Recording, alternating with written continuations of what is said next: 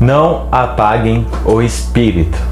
Fala, meu irmão, sou Matheus Rodrigues. É um prazer imenso te ter aqui. Para quem não me conhece, não está perdendo absolutamente nada, porque eu não sou nada, Deus é tudo em minha vida.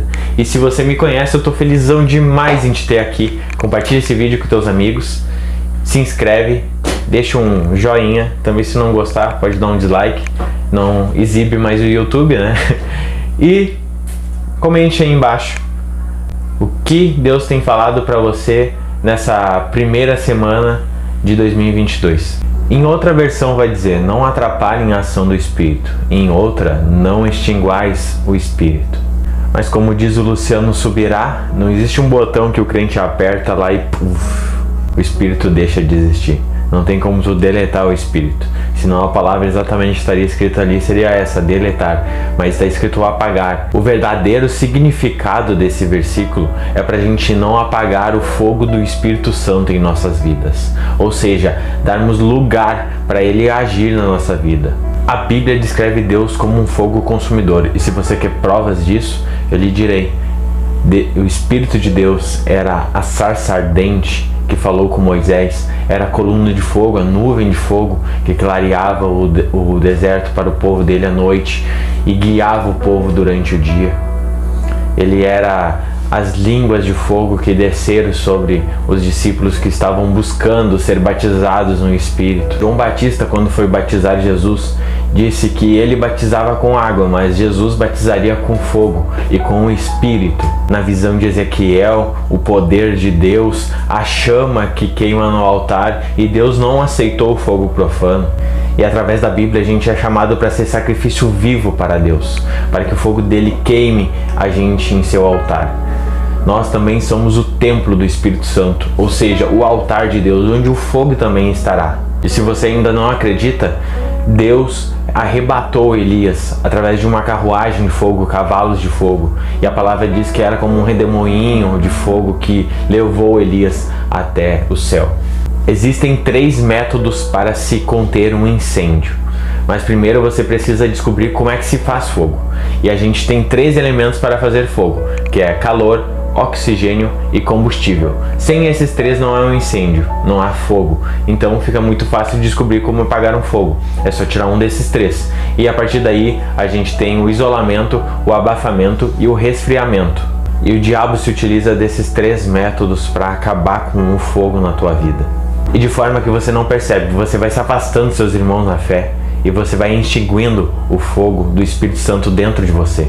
Quando você estuda e ouve a palavra de Deus, mas está num ambiente totalmente pecaminoso e começa a não colocar em prática aquilo que você tem aprendido, você é como as sementes que são sufocadas pelo espinho e você não cresce, você não dá seus frutos. Dessa forma você apaga o fogo do Espírito dentro de você. E a terceira forma é quando você não busca Deus com fome. E essa depende somente de você. Quando você endurece seu coração e deixa de crer convictamente em Deus, acaba esfriando na fé. Assim você retira todo o calor. Falar em calor, eu tô suando aqui pra caramba. Precisamos conhecer o Espírito, uma vez que ele é a presença de Deus.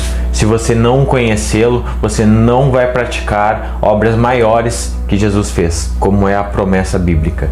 Mas entenda, ele é uma pessoa, ele é a terceira pessoa da Trindade. E como você se relaciona com Deus, com Jesus, muitas vezes você só aceitou o Espírito Santo ou foi batizado no Espírito Santo de uma forma formal, digamos assim. O que eu quero dizer aqui é que muitas vezes o Espírito Santo está habitando dentro de você, realmente, mas como um móvel, porque você não tem dado liberdade para ele agir da forma como ele quer.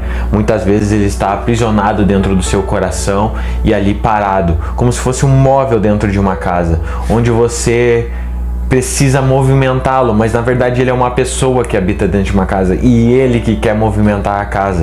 Ele quer fazer toda a limpeza, toda a purificação, toda a santificação dessa casa. O Espírito de Deus fala a todo instante, mas você precisa estar sensível à voz dele. Muitas pessoas se questionam como vocês escutam o Espírito Santo, e a resposta não é como a gente escuta. ou quando o Espírito fala. É quando a gente está sensível à voz dele. Por muito tempo eu escutei a voz do Espírito Santo e não dei ouvidos. E eu tenho a certeza que tu já escutou também, só que tu também não deu ouvidos. Quando você passa à frente de alguma pessoa, por exemplo, um mendigo, e você sente no coração de ajudá-lo, e ao mesmo tempo você pensa assim: não, eu preciso guardar esse dinheiro. Você tem duas vozes, e suponhamos que uma voz você já sabe de quem é a outra voz que diz para você ajudar aquela pessoa. Você sabe qual é a voz do Espírito Santo. Qual voz você tem dado ouvidos? E quando você começa a ser sensível a essa voz, começa a exercer, a cumprir com aquilo que a voz diz para você fazer, você começa a ver o mover do Espírito Santo dentro dessa casa. E ele começa a agitar as coisas de lugar. Aquilo que não presta, ele começa a colocar fora. Aquilo que é bom, ele permanece, ele melhora. Ele otimiza espaço dentro de você para dar espaço a mais de Deus. É como se formalmente eu lá no passado e talvez você hoje tenhamos ganhado um certificado. Esse certificado é de conclusão de curso. Formalmente você está capacitado a exercer aquela função. Mas na vida real, meu amigo, a teoria não é a prática. Você precisa exercer a prática. E acalma aí, eu já vou chegar num ponto muito importante, mas aqui é necessário que você grave isso. Deus sempre quis se relacionar com o seu povo. E Deus está me falando que Ele ainda deseja se relacionar com o nosso povo. Mesmo habitando dentro da gente, Ele deseja se relacionar com você. Ele está aí dentro do seu coração e você não tem dado ouvidos a Ele. Você fala e pede e suplica a Ele, mas você não tem dado ouvidos a Ele. E é importante esse relacionamento entre você e o Espírito Santo de Deus. Porque se você tivesse um relacionamento com a terceira pessoa da Trindade, você não diria: Deus, envia teu Espírito Santo para que me cure, mas você diria: Espírito Santo, me cura. Isso virou uma chave para mim. Um dia que eu escutei uma pessoa falando: Espírito Santo, eu te amo. E eu percebi que eu estava tratando o Espírito Santo como se fosse uma mera ferramenta, quando a ferramenta sou eu, e é Ele quem quer me usar, e não eu que quero usá-lo.